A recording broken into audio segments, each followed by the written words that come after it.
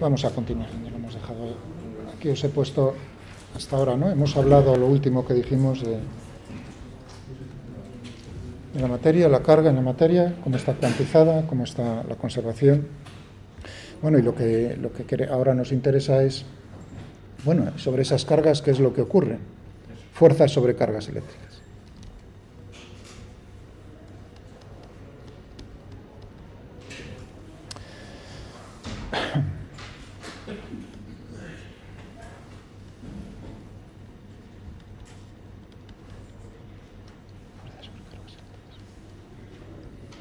Vamos a fijarnos un poco en lo que tenemos aquí, ¿no? En el curso de Feynman, teníamos en el enlace, está ahí abierto, de Moodle. Bueno, podemos cogernos, si queréis, rápidamente o echarle un vistazo muy rápido a lo que acabo de decir, cómo son ese tipo de fuerzas. Pero antes sí quería hacer, que me había puesto aquí una cosa intermedia yo, en recordar, desde nada, un paréntesis. Estamos hablando de que el electromagnetismo lo vamos a estudiar en el sistema internacional, ¿de acuerdo? De unidades.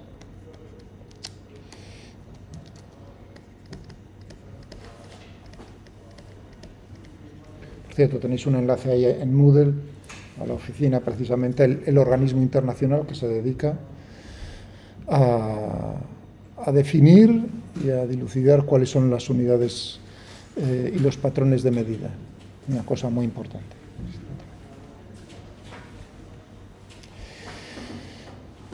Intentaré no enrollarme en eso. Es muy bonito también, ¿eh? Un trabajo muy bonito. Ya os he recomendado lo de la oficina de patentes. Otro sitio precioso para trabajar como ingeniero también es las oficinas metrológicas nacionales o internacionales que hay. Por ejemplo, en Estados Unidos, ¿cómo era? NS... no me acuerdo las siglas. National... No me acuerdo las siglas. La oficina que se dedica a metrología. En Alemania hay otra. Eso del DIN, D-I-N, eso que tanto vemos, ¿no? Lo de los patrones... Pues hay un centro en Alemania muy grande que está en Braunschweig, que es el Physikalische Technische Bundesanstalt, que eso significa es el Centro Federal Técnico-Físico que se dedica solo a metrología. Y es la que define, ahí detrás de lo del DIN, están ahí un montón también de físicos, pues por ejemplo para definir que es digamos el patrón de masa, eso del kilogramo, que ya ha pasado, ya oficialmente votado por todos los países, ya es otro. Entonces, ¿cuáles son lo que se buscan? Son que todos los patrones de medida estén basados en constantes universales, no en cosas físicas construidas así. Vale, pero no nos extendamos. Sistema internacional, ahí ya digo, trabajar ahí es precioso. Por ahí he pasado muchas veces por ahí delante.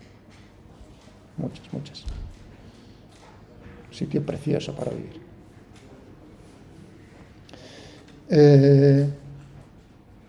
¿Cuáles son? Os han hablado, ¿no?, de magnitudes, entonces, las magnitudes físicas. ¿Cuáles son las magnitudes con las que vamos a tener que jugarnos nosotros aquí las cosas en el electromagnetismo? ¿Qué magnitudes físicas nos vamos a encontrar una y otra vez? Fundamentales. O sea que en el sistema internacional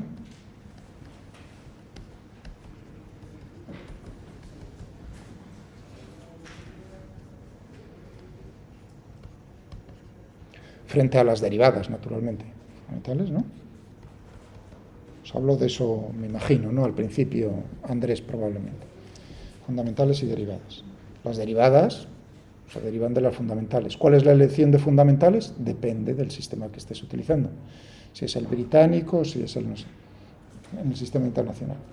¿Cuáles son las magnitudes fundamentales en el sistema internacional? ¿Cuántas y cuáles? Ya está. No. Ahí te ha fallado el móvil. No, es broma. 7. Es decir, que con 7 magnitudes, podemos derivar, obtener todas las demás. ¿Y qué es lo que tenemos, no? Uno piensa, sistema internacional, MKS, metro, kilogramo, segundo, o sea que tenemos, uno piensa en las unidades antes de en cuáles son, cuidado, no estoy hablando de las unidades, estoy hablando de las magnitudes físicas. Entonces uno dice masa, longitud, tiempo, 3, ya tenemos ahí, pero hemos dicho que hay 7.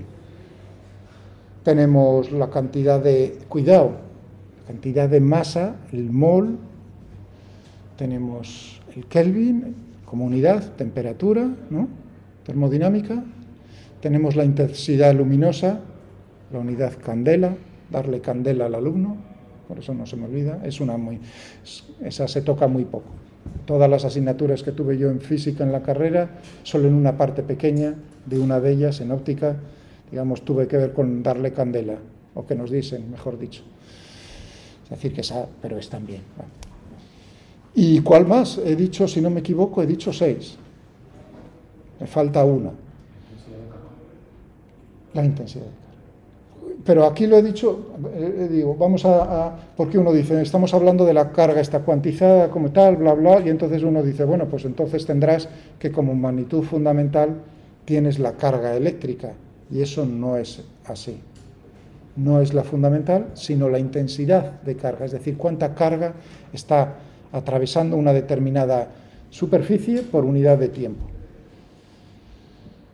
¿De acuerdo? Y esa es qué unidad tiene asociada, o sea, esa es la magnitud física, y asociada tenemos, ¿cuál?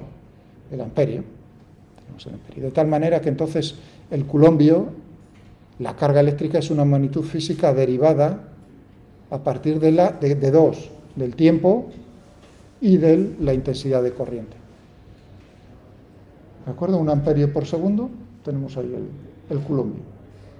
Es decir que cuando tenemos en las baterías, ¿no? Fijaos, entonces pensad por un momento algo práctico. Las baterías, ¿no?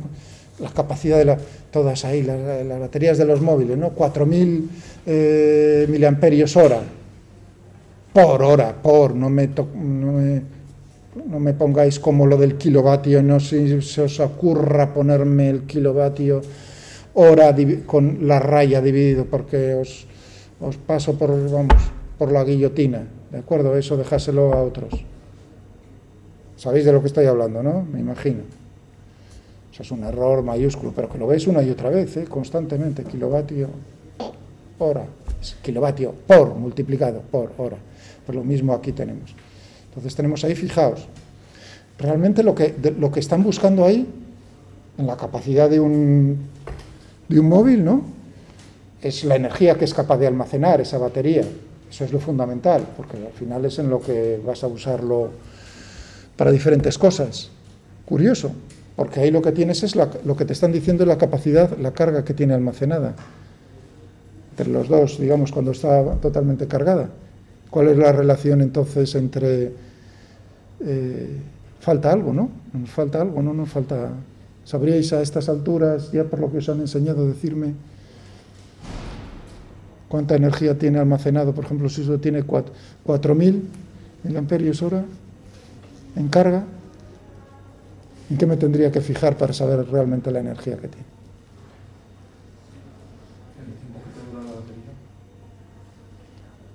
No, me puede durar, me lo acabo de comprar hace muy poco. El otro no me duraba nada, pero la capacidad, digamos, no, depende. Si lo tengo ahí parado, puede estar 3 días y no se ha vaciado él. Por lo tanto, no me fastidiéis, no, hombre, no. Ya tendríais, por lo que dije yo ayer, que no dijimos como unidad de energía, más al usaban, ¿no?, el megaelectronvoltio, el electronvoltio, kiloelectronvoltio, ¿no?, como unidad de energía. Y dije, bueno, pues es la energía que tiene un electronvoltio sometido a una diferencia de potencial de 1 voltio. Eso es energía. Entonces, si yo digo cuánta carga tengo aquí, y solo me tengo que fijar en las especificaciones de cuál es la diferencia de potencial entre los bornes de la batería, lo que suministra. la diferencia de potencial que suministra. Si son 3 voltios, ahora mismo no sabré, sinceramente me pilláis. No, ahora mismo no me... 3 voltios, 5 voltios, lo que sea. Entonces tienes la carga por la diferencia de potencial y ahí tienes la energía que tiene almacenada el cacharro.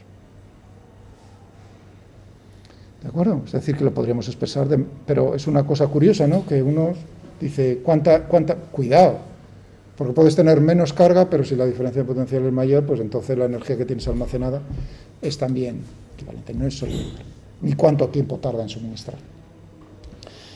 Bien, es decir, que tenemos aquí la intensidad de corriente eléctrica. ¿Habéis entendido cuánta carga está atravesando, pasando una determinada superficie por unidad de tiempo? Y tenemos el amperio como unidad. Y eso tiene razones.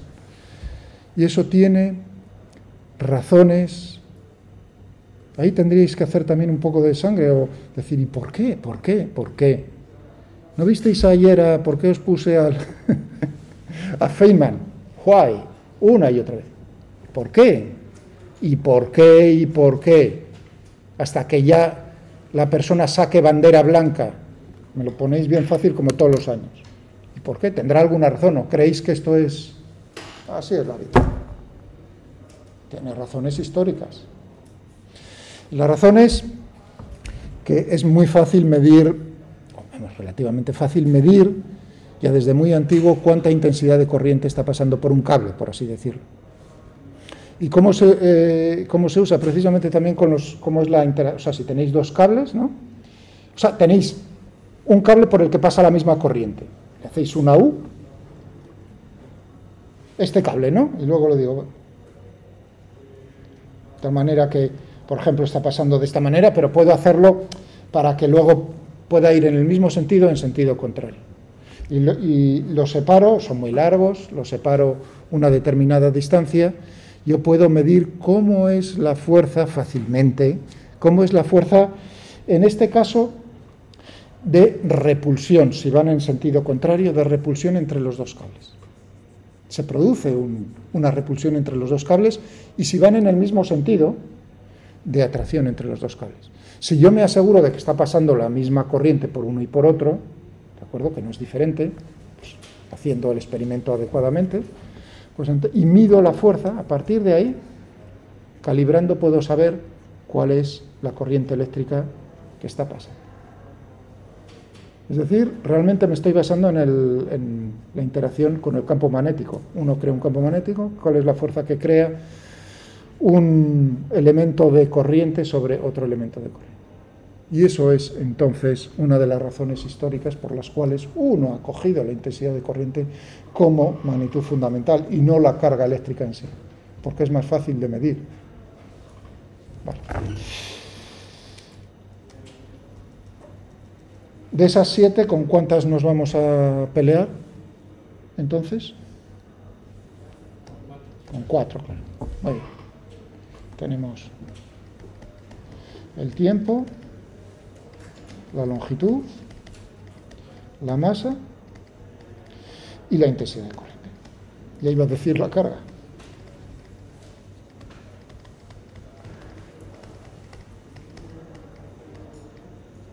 Y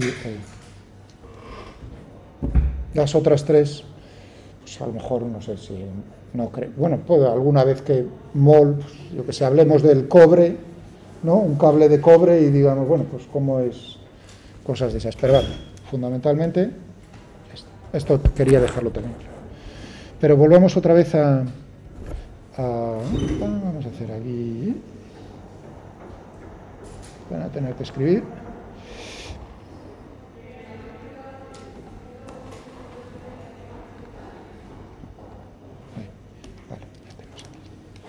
Fuerzas sobre cargas eléctricas, entre cargas eléctricas. Vamos a tener una idea que nos dice por aquí muy bonita Feynman. ¿Qué relación hay, por ejemplo, con la gravedad? Dice, consideremos una fuerza como la gravitación, que sigue la misma ley, inversamente proporcional al cuadrado de la distancia, pero que es, cuidado, en inglés, otra cosa bonita que hay que aprender, si no la sabéis ya. Fijaos que billion times, o sea, que sea más fuerte, ¿cuántas veces? Y uno diría, un billón, está mal. Sería 10, o sea, estaríamos pensando 10 elevado a 12 por 10 elevado a 12 por 10 elevado a 12 por 10, no. Es Norteamérica, es inglés y es 10 billion, son 1000 millones. 10 elevado a 9, 10 elevado a 9, 10 elevado a 9, 10 elevado a 9, es decir, 10 elevado a 4, 10 elevado a 36, ¿no? 4 por 9, 36. O sea, que está hablando ahí de una fuerza que es 10 elevado a 36 veces más intensa, más fuerte. Y con otra diferencia, que es de lo que hemos hablado, que hay dos tipos de materia, es decir, la carga. Y aquí nos dice un ejemplo que estaba viendo antes.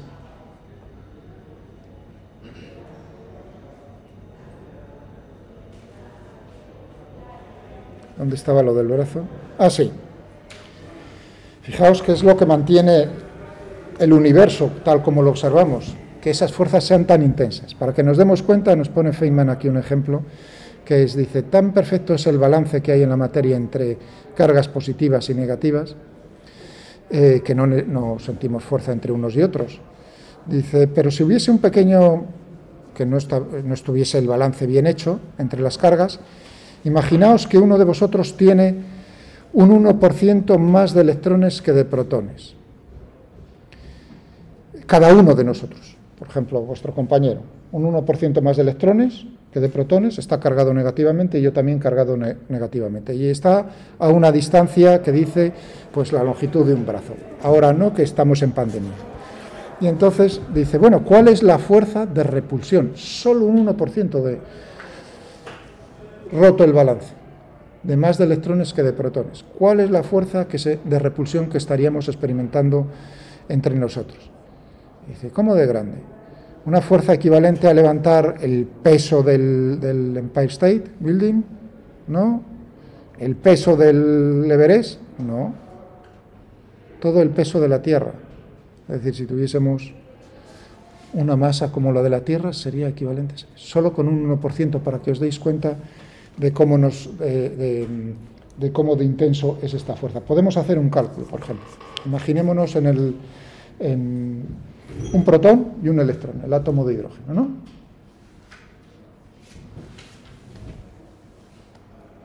Y un electrón, aquí negativo. Protón y un electrón. Y tienen masa y tienen su carga.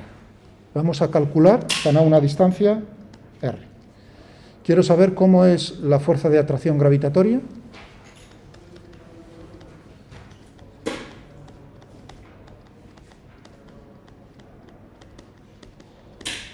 La relación que hay entre la fuerza de atracción gravitatoria y la fuerza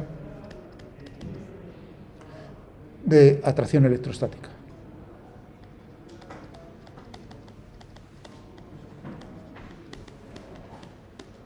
Es decir, lo que ya conocéis, que es aplicar la ley de Coulomb.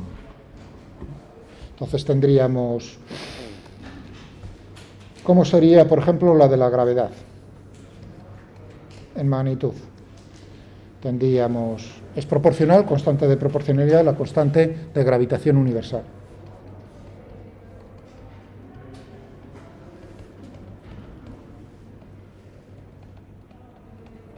Ahora la buscaremos por Wikipedia. Tendremos la masa del protón, la masa del electrón. Fijaos que es un vector, estoy mirando la magnitud del módulo. Y luego tendríamos la electrostática. Coulomb. Es proporcional a la carga del protón, la carga del electrón, inversamente proporcional al cuadrado de distancia. La constante de proporcionalidad es la constante de Coulomb. Podríamos ponerlo de otra manera. Entonces necesitamos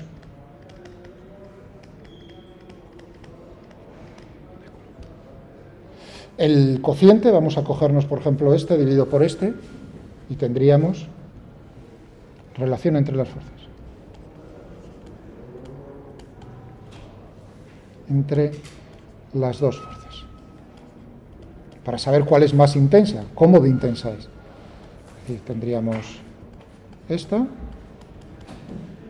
por la gravitatoria, es decir, tendríamos la constante de Coulomb, tendríamos QP, QE, R al cuadrado, G, la constante de gravitación universal, la masa del protón, masa del electrón, dividido por R al cuadrado. Evidentemente tengo la misma distancia, se encuentran en la misma distancia, es decir, que tendríamos esta relación, QP, QE, G, MP, ME.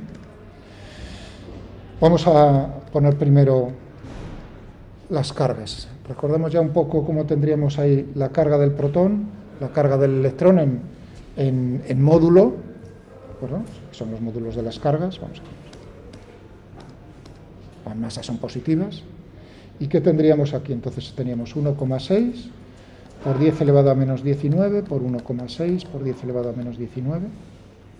Y ahora teníamos la masa del protón era del orden de 1,6 por 10 elevado a menos 27 kilogramos, ¿no? Y la del protón, así de memoria, era más o menos 9 con algo, ¿no? 9 con algo, vamos a poner 9, ¿qué más da? Por 10 elevado a, y teníamos menos 31, si no me equivoco, ¿no? Fijaos que con órdenes de magnitud podía irme quitando ya el 1,6, ¿no? Pero vamos a hacerlo así. Necesitamos la constante de gravitación universal. Hey, ¿dónde está? Ah, que no tenemos aquí. Joder, qué manía de irte y desconectarte. Vamos a ver. Constante. 6,6 por 10 elevado a menos 11 en el sistema internacional todo. Tendríamos aquí 6,6 por 10 elevado a menos 11 por 1,6 por 1,6 por 10 elevado a menos 19 por 10 elevado a menos 19 y tenemos la constante de Coulomb. La de gravitación no. Uy, perdón, es la de gravitación, gracias, sí, es cierto. La de gravitación está aquí. Gracias. ¿Cuánto había puesto, por cierto? 6,6 por 10 elevado a menos 11, ¿no? Por 10 elevado a 1,6, por 9, por 10 elevado a menos 27, por 10 elevado a menos 31, la constante de Coulomb 8,99, ¿no? Por 10 elevado a 9 en el sistema internacional, redondeamos a 9.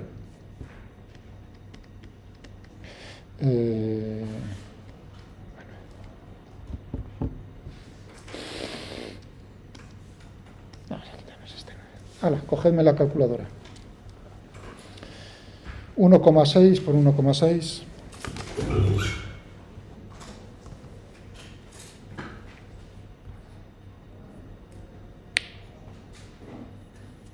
Vamos.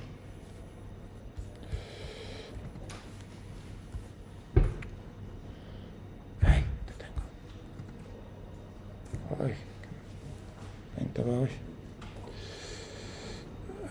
Quieta ahí, parado.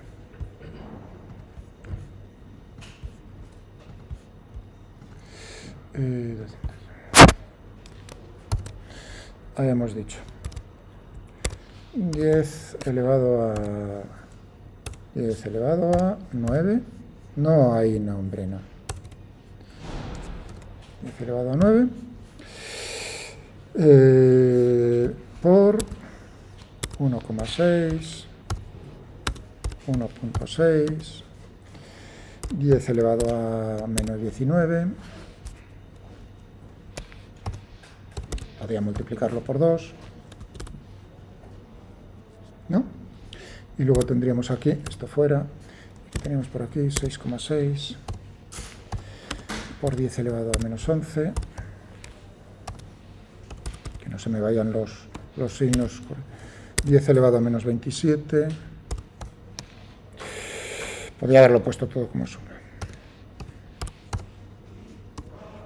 y 10 elevado a menos 31, ¿no?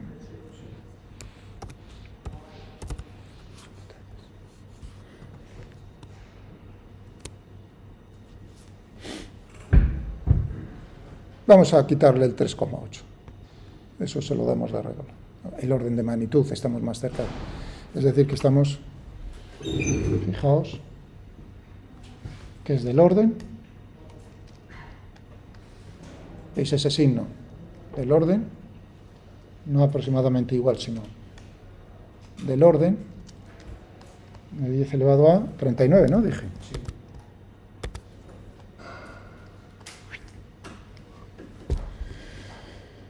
Bueno, este es el primer año que hago yo, siempre digo que lo hagáis vosotros, pero como no me fío un pelo de que lo hagáis, lo hago yo este. Entonces, ¿a qué conclusión hemos llegado? A que la fuerza de atracción electrostática es 10 elevado del orden de 10 elevado a 39 veces mayor que la fuerza de atracción gravitatoria. Y ahora imaginémonos un problema. Ya digo, tengo un electrón y un protón. Se están moviendo por ahí. Quiero saber cómo se mueve. Imaginaos que tengo el protón fijo en el origen de coordenadas y el electrón por ahí dando vueltas, ¿no? Y yo digo, quiero saber cómo es la trayectoria, la órbita del electrón, desde el punto de vista clásico, alrededor del protón. ¿Qué es lo que tendría que hacer para saber la trayectoria? Aplicar la segunda ley de Newton, ¿no? Suma de fuerzas igual a la masa por la aceleración para obtener la aceleración y de la aceleración integrar, obtener la velocidad, obtener la posición. ¿Vale? Es decir, necesito la aceleración, suma de fuerzas. Y uno dice, pues, evidente, ¿cuáles son las fuerzas que están actuando sobre el electrón? Se le estoy aplicando la segunda ley de Newton al electrón. La fuerza de atracción gravitatoria y la fuerza de atracción electrostática. Eso sería lo lógico. ¿Merece la pena incluir la fuerza de atracción gravitatoria? Por supuesto que no, hombre. ¿De acuerdo? Eso es lo que nos está diciendo por ahí Fede, en ese apartado, que es muchísimo más intensa que la gravitatoria. ¿Vale? Muy bien. Primera cuestión, aclarada. Vamos a cerrar esto.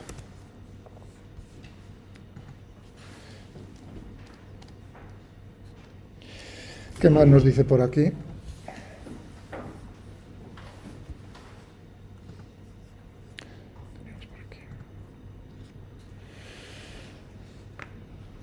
Bueno, de eso, nada de eso no es necesario. Ahora voy a hablar yo de esto. Vamos ahí.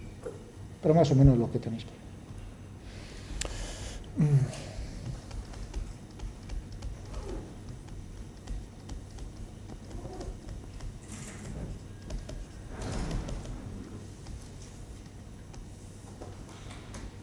Lo vamos a obtener al final, es lo que se conoce como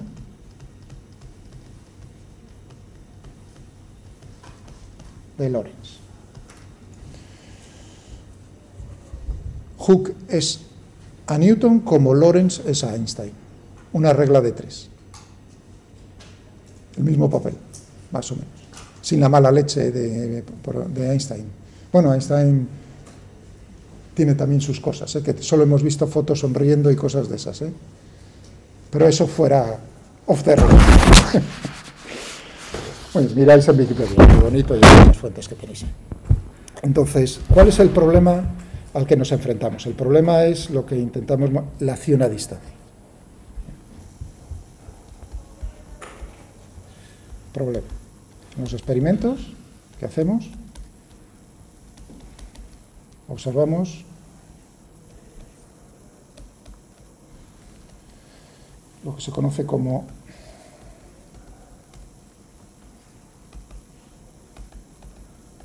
distancia entre cargas. Por ejemplo, lo que acabo de utilizar yo ahora adrede, que es recordar la ley de Coulomb, la fuerza electrostática que se ejercen entre cargas eléctricas. Fijaos que he añadido fuerza electrostática, y no fuerza eléctrica, sino que le he añadido un poco más electrostática. Pero bueno, dejémoslo así. ¿Y qué es? Hemos visto también, adrede lo he puesto así a propósito. Claro, lo que está ocurriendo es que tienes dos cuerpos separados en el espacio y de alguna manera uno siente la presencia del otro. tanto desde el punto de vista de la electricidad como de la gravitación. Me voy a dar un paso pequeño y me voy a apoyar para ver qué es lo que hay detrás de los campos eléctricos y magnéticos en algo tan manido que tenéis en la cabeza, que es el campo gravitatorio. Entonces, ya que la ley de Coulomb, hemos visto que tiene la misma forma, si las constantes son diferentes y lo que tenemos, pero tiene la misma forma que la ley de gravitación universal de Newton, tiene la misma forma, pues quizás podamos sacar conclusiones de esto para ver qué es lo que podemos hacer en el electromagnetismo. Vale, cojámonos otra vez. Tenemos aquí una masa m⁻₁, ¿de acuerdo? ¿Entendéis lo que quiero hacer?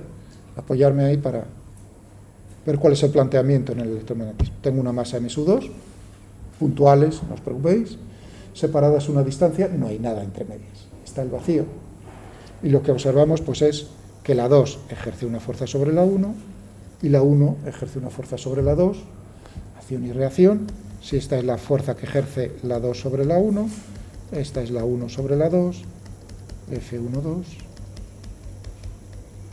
F2,1. La distancia que la separa habíamos dicho que es R, es decir que en módulo son iguales. Y teníamos pues R. Fijémonos, por ejemplo, desde el punto de vista de cuál es la fuerza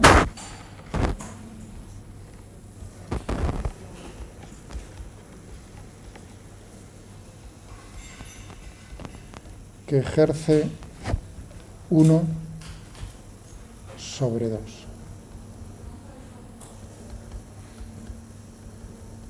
Ya vectorial.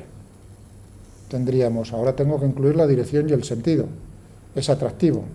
Es decir, que tendríamos, voy a poner en magnitud, teníamos G, m⁻₁, m⁻², vamos a llamarle si queréis, bueno, r al cuadrado, no voy a cambiar ahí nada. Pero claro, aquí tengo la 2, de alguna manera tengo que decirle que está atrayendo y no repeliendo. Vamos a decir esta dirección en el espacio, que une los dos cuerpos, le llamo, este es el 1, el 2, la dirección está, una dirección en el espacio se puede denotar con un vector unitario, ¿no?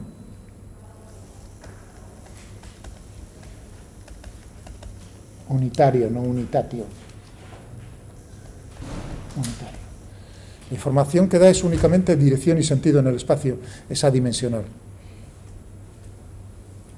Bueno, entonces tendríamos que es, digamos, alejándome.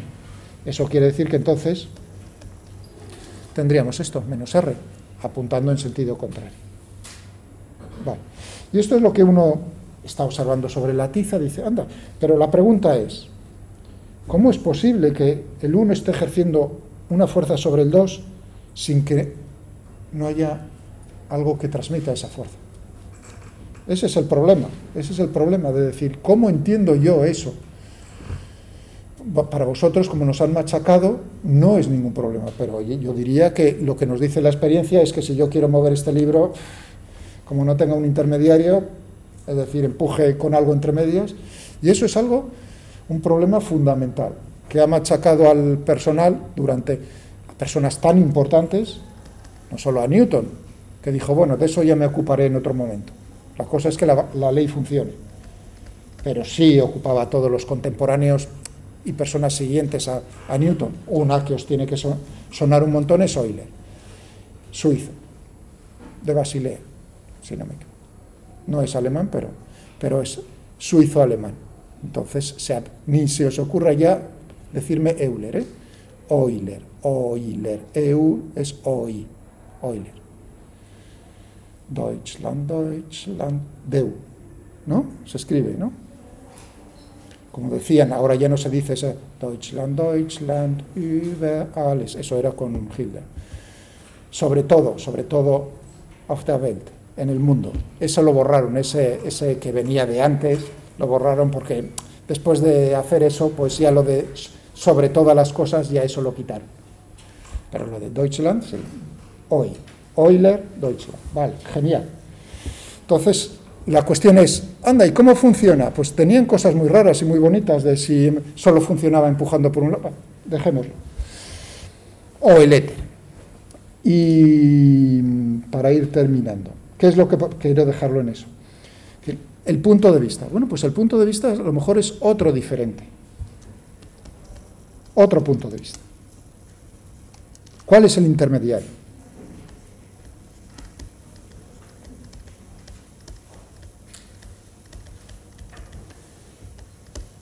Entre los cuerpos.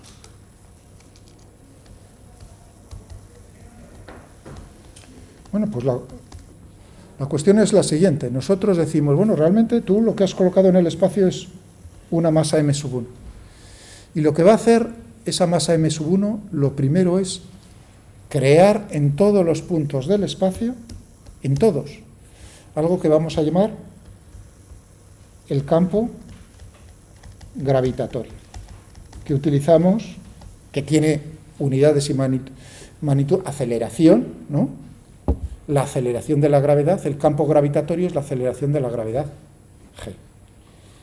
g. ¿Y cómo es ese campo gravitatorio? Pues fijaos, si yo quito aquí esto, ya tengo el campo gravitatorio. Crea la masa m sub 1 en cualquier punto del espacio situado respecto a ella. ¿A qué distancia? Una distancia r, en la dirección, la orientación dada por esto, un campo gravitatorio que tiene. Eso tiene unidades y dimensiones de aceleración. ¿Estamos de acuerdo? Primer paso. Primero, el campo gravitatorio. Y una vez que se ha creado ese campo gravitatorio G en todos los puntos del espacio, es donde nosotros venimos y colocamos en un punto en particular otra masa. Y lo que nota esa otra masa es el campo gravitatorio que ha creado la primera. Ese es el intermediario. O sea, m sub 1 crea G. G es el que actúa sobre m sub 2. ¿Y cuál es la fuerza? Ahora viene la cosa. ¿Y cuál es la fuerza que ejerce el campo gravitatorio sobre la masa m sub 2?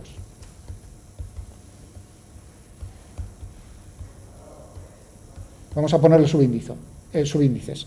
Si crea campo gravitatorio, para que quede claro, es G sub 1. Entonces, lo que tenemos es esto.